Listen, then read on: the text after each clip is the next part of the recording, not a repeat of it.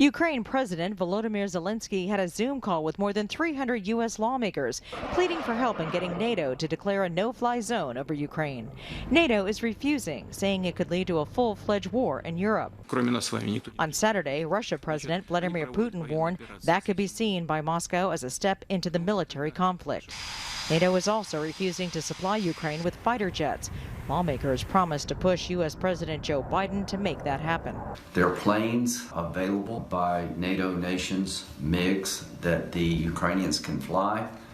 They're waiting to be delivered, and apparently the United States is part of the problem, not the solution. Zelenskyy is also asking the U.S. to stop buying Russian oil, which amounts to about 3 to 4% of American consumption. Guys like Putin, they don't stop, and we got to recognize that.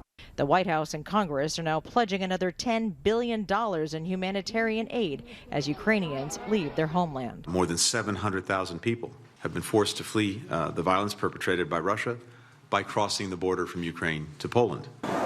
Secretary of State Blinken visited a refugee center in Poland as that country's leaders warned Putin there will be consequences for his actions. Shelling residential areas, nuclear power plants are war crimes under international law, which are not subjected to statute of limitation.